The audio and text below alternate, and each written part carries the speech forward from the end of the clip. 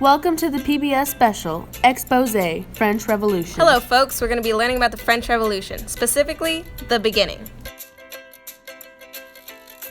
It all started with the storming of the Bastille, when a load of French peasants decided to get angry and tear apart a pauper's prison, known by the name of the Bastille.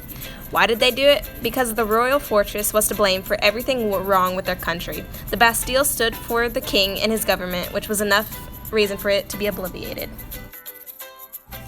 Here's the thing. King Louis could have stopped the madness, except for the fact that even his own army left him in the dust. After these attacks, the lords and elite all throughout France were scared out of their minds.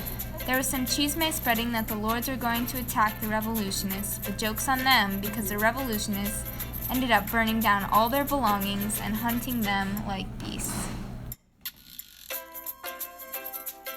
Before we get too deep into this, let's rewind to the reason this even happened.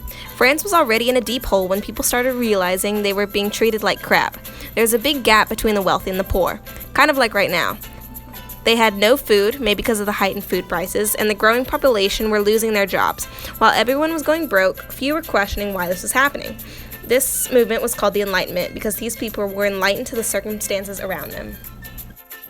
The less fortunate side of France needed a small loan of $1 million and no one was giving it to them, so they essentially threw a fit. After the uproar, there was an assembly called the National Assembly to appoint new middle-class officials. The assembly's first action was to abolish feudal privileges and unjust taxation. Then they issued the Declaration of the Rights of Man. And man it was, just about white men, but to be honest, isn't everything? The interests of women and slaves of France were nowhere to be seen.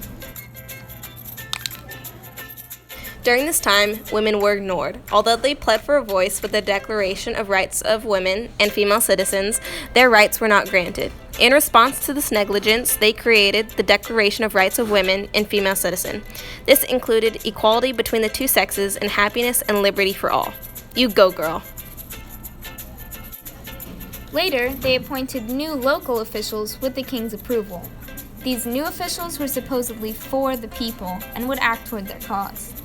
Within 2 years, the assembly had scribbled up a constitution that included new election protocol, a new nickname for the king, a new taxation system based on income, and the removal of religion from rituals such as marriage. You should know that through all of this, King Louis XVI sat back and watched as they scrambled to come up with a new plan, hoping that the people would forgive him and come back to be under his rule. All in all, the French Revolution began when the less fortunate population realized the corruption they were under during King Louis's rule. Stay tuned for the next chapter when we get into the nitty-gritty of the invasion. Everyone do a thumbs up. Ready, set, go.